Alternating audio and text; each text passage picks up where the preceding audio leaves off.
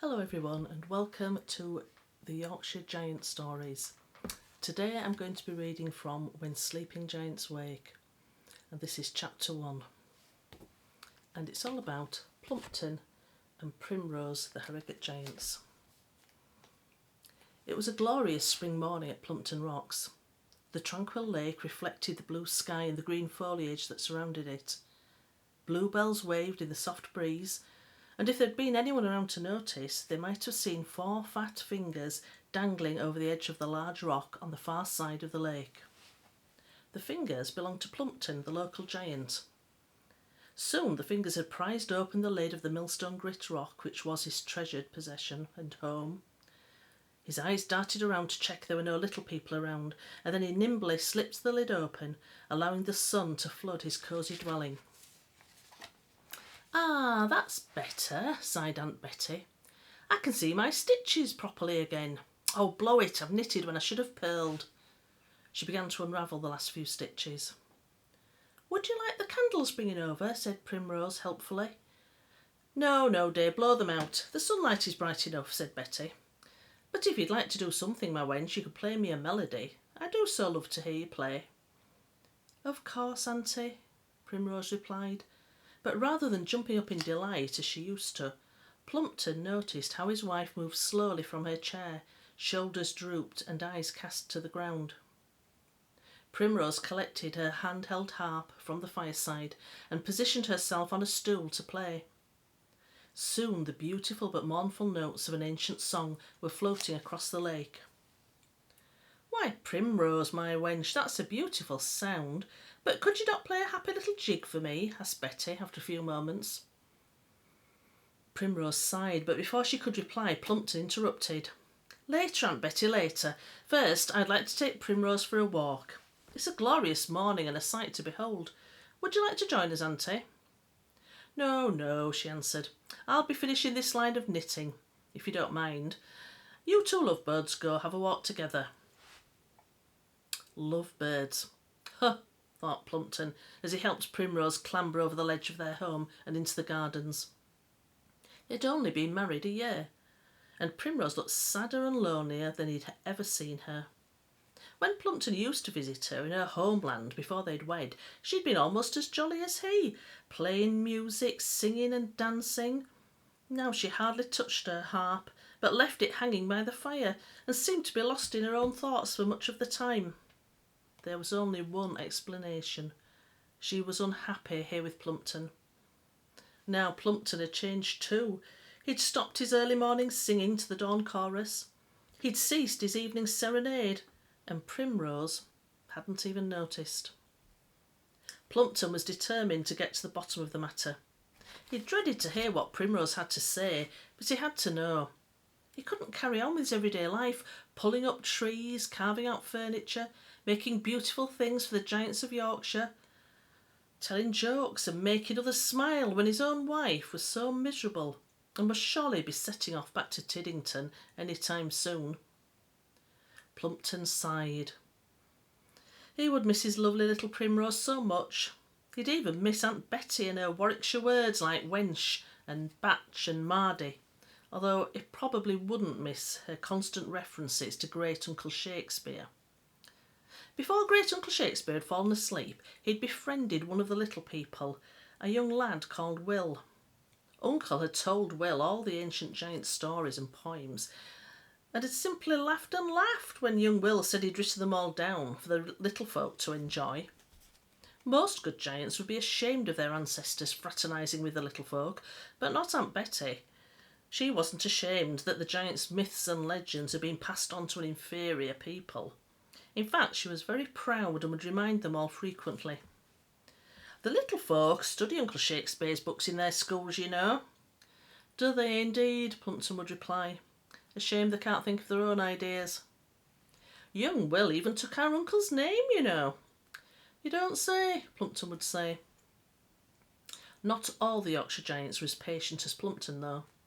When Rombold and Robina visited, Robina looked Aunt Betty up and down and promptly declared, "You look like you have little people's blood in you."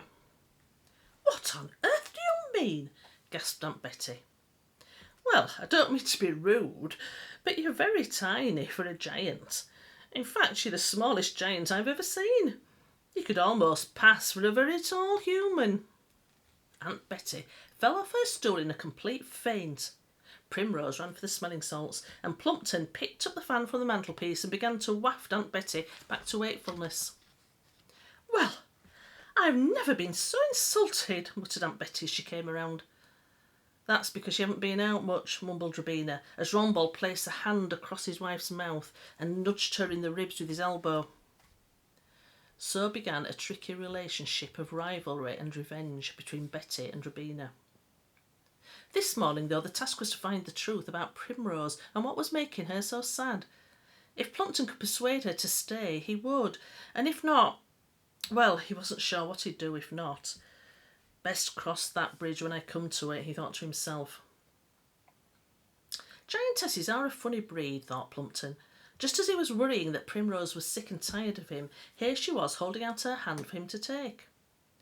It's a lovely morning, Plumpton. I'm so glad we came outdoors, said Primrose. You do look rather sombre, though. Not your usual self at all. Is anything wrong? Why, no, dear, not at all. I was just going to ask you the self-same question. What question, Plumpton? Primrose, my dear, the very question you just asked me. Is anything wrong? Well, in fact, something is wrong. You look so unhappy, Primrose. So, is it me? Is it?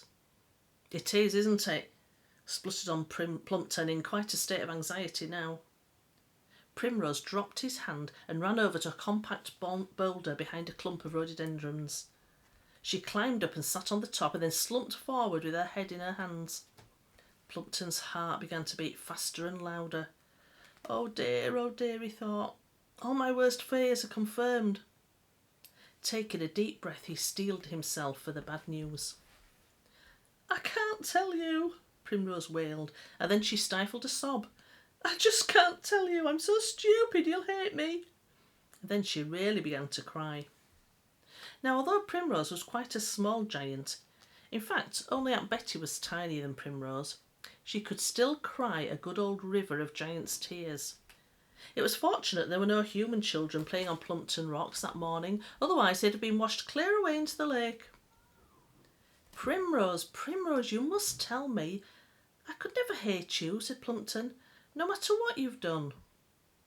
Plumpton racked his brains to think of what Primrose could possibly have done to make her so upset. Had she broken the strings on his hurdy-gurdy? Lost his marble collection? Snapped the head off one of his chess pieces?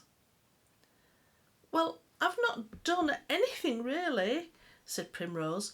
It's just that I've listened to something horrible, and I don't know whether it's one of the little people or something worse. And now it's getting louder. It won't shut up or go away.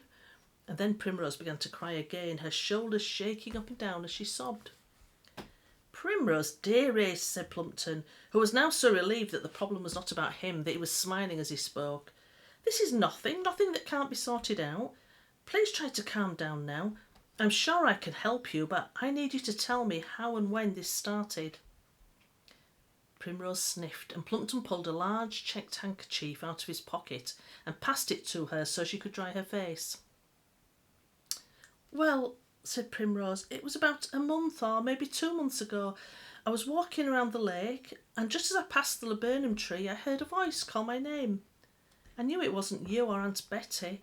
It was a different voice, a soft, raspy voice, and it called out my name. Primrose, Primrose, I'm waiting for you. At first I was scared. I stopped walking and looked around to see where it was coming from. It kept saying my name and whispering, I've been waiting for you. I knew I shouldn't answer. All the sensible giants turn to stone and keep silent if there's any little people around. But I suppose I got a bit silly. Silly and vain, muttered Primrose. How so? Said Plumpton. Well, after hearing all Aunt Betty's tales about great Uncle Shakespeare and his little friend, I thought maybe a little person wanted to be my friend too. Maybe I could sing them all my spring songs and they'd pass them on to all the little people who'd sing them to their children.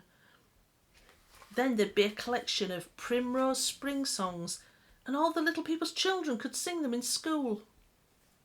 Well, that's a very nice idea, Primrose, and no one would blame you for thinking of it.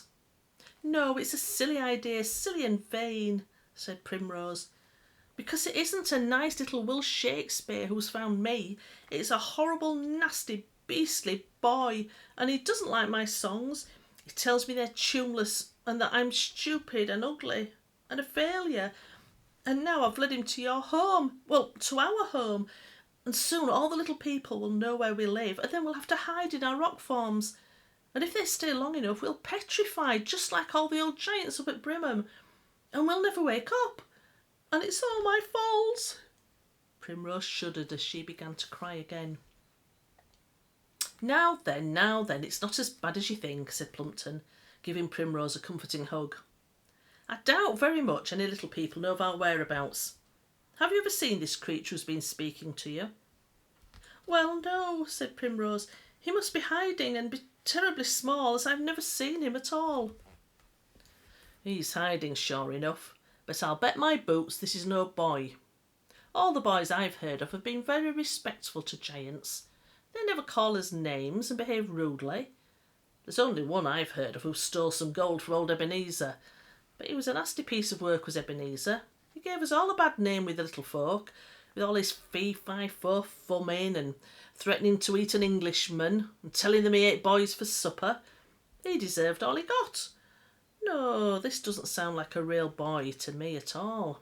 I mean, a real boy might steal some chocolate cake from your cupboard and run home, but he wouldn't stick around just to torment you and call you names. This sounds like the work of Bedlam to me. Bedlam? Yes, he's a goblin or an ogre or some such creature that lives round these parts. No one's ever seen him, so we can't be sure. But he loves to get together with some other no-gooders and terrorise anyone who'll listen to him. He specialises in telling lies, and if he can get you to believe him, he's won. Oh dear, muttered Primrose. Do you think I've believed him? I know you have, said Plumpton, because of how upset you are. Well, how can I not believe him, said Primrose. He seems to follow me around some days, saying, look at how ugly you are, so stupid too. And I felt that he must be right, or else why would he pick on me? Well, who do you think you should believe, me or a trouble-causing goblin that crawled out of a slime pit looking for someone to destroy? Oh, I'm sorry, Plumpton, I'm so sorry. I've been so silly and listened to a liar, and now I can't get him to stop. I keep saying go away, but he just shouts at me even louder. Well, not to worry. He won't bother you for much longer. Now that I know, I can help you.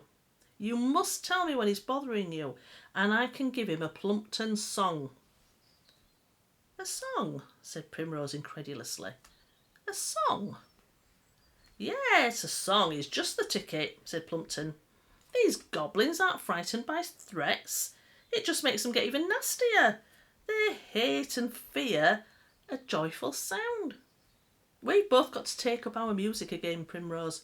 Our happy songs are a terror to their ears. Bedlam will soon slither away when we begin to sing again. And to prove the point, Plumpton pulled Primrose off the rock and set off running around the lake singing, You are my primrose, my lovely primrose, you make me happy every day. You fill my life with joy and laughter, please don't take my primrose away. Well, I think he sang it a bit better than that really, but that gives you an idea of it. And that was chapter 1 of When Sleeping Giants Wake, and there's Plumpton and Primrose on the front. And I hope you liked the first chapter and you'll stick around to listen to chapters 2 to 7 and find out what happens and how Primrose gets herself over the bully of Bedlam. Thank you, bye bye.